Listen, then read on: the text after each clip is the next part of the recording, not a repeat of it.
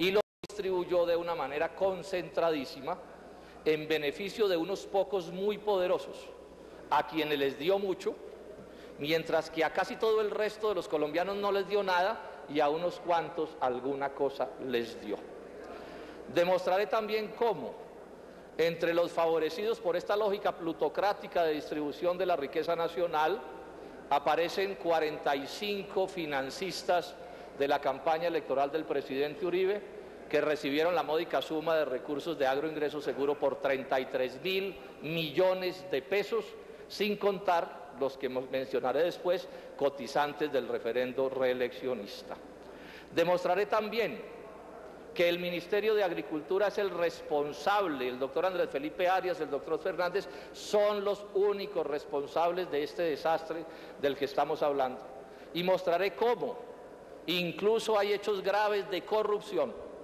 3 proyectos que habían sido declarados como no elegibles por el IICA-OEA, por los técnicos del IICA-OEA, fueron resucitados de manera, a mi juicio, ilegal, irreglamentaria, para beneficiar nuevamente a la familia Dávila de Santa Marta, que ya había recibido otros 4 regalos de Agroingreso Seguro. Y demostraré también que, y esto probablemente sea lo peor del asunto, esto sucede en el mismo momento en que el sector agropecuario se hunde en una de las peores crisis de su historia, y puede demostrarse hasta la saciedad que la política agropecuaria del gobierno del presidente Uribe es una política absolutamente desastrosa. Empecemos entonces por allí, no sin antes advertir o citar una frase de Daniel Samper Pizano, que aun cuando puede sonar extraña, es de mucho fondo. Yo les pido que la mediten de manera tranquila. Dijo Daniel Samper Pizano, refiriéndose a este escándalo de Agroingreso Seguro, que parece que la corrupción encontró formatos reglamentarios, senadores. Parece que la corrupción encontró formatos reglamentarios. Lo segundo que quiero señalar son unas advertencias. Este no es un debate contra la producción empresarial, no es un debate contra el empresariado del sector agropecuario. Es sabido por mis debates en este Congreso y por cerca de 25 años de luchas en el sector agropecuario y por mis libros y por muchas cosas, que yo nunca me he opuesto a que haya en Colombia producción empresarial. Yo siempre he defendido un modelo agrario que he llamado un modelo agrario de tipo dual, que quiere decir que necesitamos una economía de empresarios prósperos respaldados por el Estado y de campesinos e indígenas prósperos respaldados por el Estado. Sí creo, por lo demás, por supuesto, que en el caso del empresariado hay que tener un especial cuidado en respaldar la pequeña y mediana producción empresarial. Este es un debate, entonces, que en muy buena medida apunta es a hacer una discusión entre plutocracia y democracia. Plutocracia, el gobierno de los magnates y de los poderosos, y la democracia, el gobierno del pueblo. Lo que voy a demostrar hasta la saciedad es que aquí se ha instalado un proyecto de tipo plutocrático, en la lógica de los monopolios, del capitalismo salvaje, que no es además capaz de desarrollar a Colombia. Este es el gran debate hoy de este país: cómo sacar a Colombia del modelo económico inviable en el que estamos sometidos. ¿Se va a sacar adelante con una economía de tipo democrático o se va a sacar adelante con una economía de los monopolios, de las roscas, de 3 o 4 personajes que se quedan con todo? No me opongo tampoco, y en este momento de las advertencias lo señalo, a ningún cultivo por razones de principio. Yo pienso que en general los cultivos todos son bienvenidos, pero por supuesto en la medida en que contribuyan positivamente con el desarrollo nacional. Y por último, la última advertencia, que es clave: este no es un debate contra el respaldo del Estado a la producción agropecuaria. Buena parte de mis discusiones en torno al tema del libre comercio tienen que ver con la debilidad del respaldo del Estado colombiano al sector. Yo pienso que el Estado tiene que respaldar con aranceles, con subsidios, etcétera, etcétera, la producción agropecuaria de todos los sectores, pero siempre y cuando ese respaldo del Estado contribuya a desarrollar la economía nacional y no se convierta en el negocio de unos cuantos amigotes que mediante el respaldo del Estado se salvan ellos personalmente de las desgracias nacionales, mientras los colombianos se hunden como se vienen hundiendo. Veamos cuál es la situación del agro colombiano.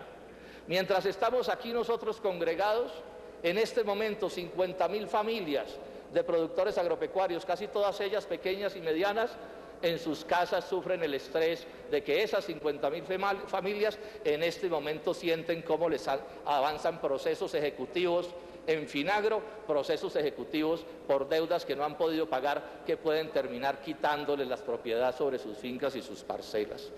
¿Cuál es la situación del agro colombiano? Es una situación bochornosa, senadores y colombianos. Pobreza de más del 65%, indigencia de más del 30%, compatriotas 30% de los habitantes en las zonas rurales que todas las noches se acuestan a dormir con dolor en sus estómagos, no porque comieron mucho, sino porque no comieron nada. El desempleo sumado con el subempleo llega al 37% del total y el ministro de Agricultura se ufana por esas cifras con el alegato de que podrían ser peores y por supuesto, señor ministro, yo acepto que podrían ser peores, pero que no son buenas. Y además quienes algo entendemos de estos asuntos sabemos que las cifras, que el análisis técnico sobre las cifras de desempleo hay que mirarlo con cuidado porque lo que más preocupa en la lógica técnica y económica del agro de cualquier país no es tanto el desempleo como los bajos salarios.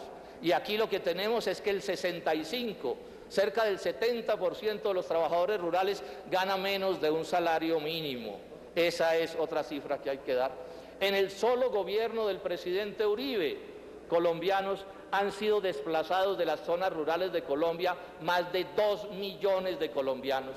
Colombianos que han sido desplazados, y estas son cifras de Acción Social, que han sido desplazados en parte por la violencia, claro, pero a mi juicio por sobre todo han sido desplazados por la pobreza, por la miseria, por la falta de oportunidades. Y en consecuencia con la anterior, una feroz concentración de la tierra.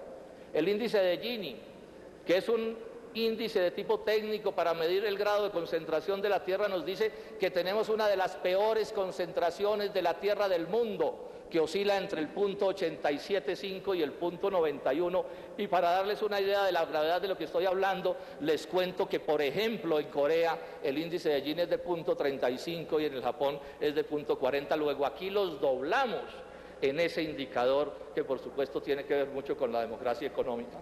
Y la concentración de la tierra, ni siquiera para aplicarla de manera productiva. Colombia tiene hoy 9 millones de hectáreas de tierras de calidad agrícola, con aguas y gente capaz de ponerlas a producir, que no está en producción o que está en ganadería extensiva o en rastrojos, porque el sistema económico que se ha impuesto impide que esas tierras entren a la producción como se quisiera. El área bajo cultivo, o sea, el número de hectáreas agrícolas hoy en Colombia es inferior al del año de 2002. Pasamos de 3.74 millones de hectáreas en producción a 3.5 millones de hectáreas en producción en el gobierno del presidente Uribe.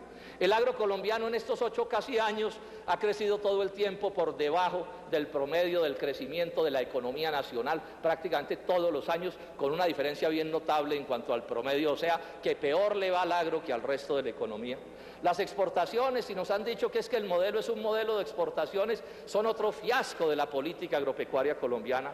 En el 2002 Colombia exportó 4.3 millones de toneladas de productos del agro y en el 2008 exportamos 4.4 millones de toneladas, o sea, apenas 100.000 toneladas más a lo largo de casi una década, pero con este agravante, entre el 2005 y el 2008 las exportaciones descendieron en el 10%. Y si miramos por el lado de las importaciones, que es la otra cara de la moneda que encontramos, que el presidente Uribe llegó a la dirección del Estado con un país que importaba 6 millones de toneladas de productos del agro y hoy estamos importando casi 10 millones de toneladas del agro que reemplazan el trabajo de nuestros productores por el trabajo de los gringos y de los extranjeros, que le niega a nuestros compatriotas el derecho que le otorga a quienes no nacieron en estas tierras y, como si fuera poco, una política agraria sesgada a la concentración, como lo voy a demostrar, pero sesgada a la concentración de otra manera. Están persiguiendo a los campesinos productores de leche con el embeleco de las normas sanitarias, están persiguiendo a los campesinos productores de panela con el pretexto de las normas sanitarias, están persiguiendo a las gallinas campesinas con el pretexto de las normas sanitarias y van cerrados 500 mataderos municipales en una operación que apunta a concentrar el sacrificio del ganado en manos de unos cuantos monopolios.